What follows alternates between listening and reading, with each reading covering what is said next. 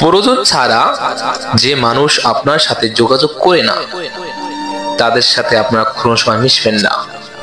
দেখবেন যখন তাদের প্রয়োজন হবে, যখন তার স্বার্থ আছে, স্বার্থের জন্য আপনার সাথে যখন যোগাযোগ করবে তখন মনে করবেন সে আপনার প্রকৃত বন্ধু নয়, সে কিন্তু তার স্বার্থের জন্য, নিজের প্রয়োজনের জন্য আপনার জন্য যোগাযোগ করতেছে।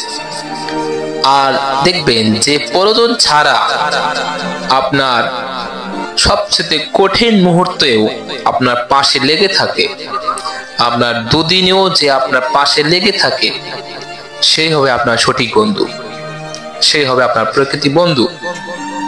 তাকে কোনো সময় আপনি হাত ছাড়ে দেবেন না। আর দেখবেন সুদিনে আপনার যে হাত ধরতে আসে সে কিন্তু আপনার প্রকৃতি বন্ধু নয়, কারণ সে আপনার সুদিনেই হাত ধরে রাখতে চেষ্টা করবে। যখন আপনার দুর্দিন চলে আসবে তখন দেখবেন আপনার হাতটা ঠিকই সে স্বার্থ পরের মতো ছেড়ে চলে গেছে। আর যে আপনার দুদিনে সবসময় আপনার কাছে ছিল, আপনার যতই কষ্ট হোক, যতই আপনার ত্যাগ স্বীকার করা লাগতে পারে, তখন আপনার তার হাতটা ছাড়বেন না, কারণ সে আপনার কঠিন মুহূর্তের সময় আপনার হাতটা ছাড়ে যায় না, তাদেরকে সম্মান করবে। আর যারা আপনার সুদিনের আশায় বসে থাকে যে আপনার ভালো দিন যখন আসবে তখন যারা আপনার সাথে যোগাযোগ করতে চেষ্টা করে বা আপনাকে নিয়ে পরিচয় দিতে চেষ্টা করে, তাদের থেকে দূরে থাকবেন, কারণ তারা আপনার প্রকৃতিপক্ষে বন্ধু নয়। প্রকৃতিপক্ষে বন্ধু হচ্ছে সেই ব্যক্তি যে আপনার কঠিনতম মুহূর্তে, আপনার যখন কেউ আপনার পাশে ছিল না, আপনি সকল দিক থেকে আপনি যখন ক্ষতিগ্রস্ত ছিলেন, তখন আপনার পাশে সাপোর্ট দেওয়ার মতো যে বন্ধুটা ছিল, যে ভাইটা ছিল, সেই হবে আপনার জীবনের সবচেয়ে বড় বন্ধু।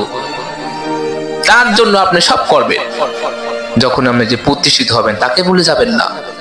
আর দেখবেন এই সমাজে যে প্রতিষ্ঠিত হয় তার কিন্তু বন্ধু বান্ধবের অভাব হয় না। যে চেনে না সেও পরিচয় দেয়, ও ভাই আমার বন্ধু, ও আমার এলাকার ছেলে, ও আমার ভাই।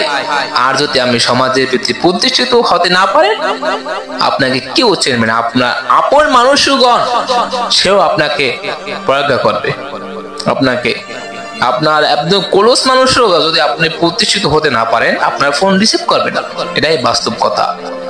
তাই আমি বলতে চাচ্ছি, যদি প্রয়োজনে যারা আপনাকে যোগাযোগ করতে চায় তাদেরকে আপনি সবসময় এড়িয়ে চলবেন।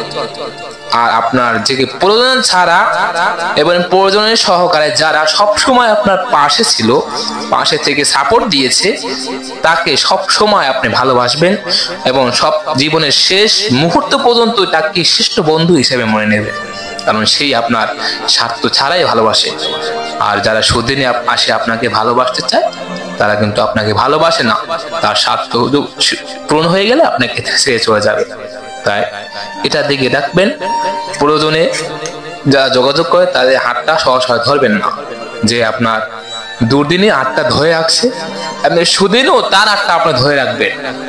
এটাই হচ্ছে বন্ধুত্বের মূল পরিচয়।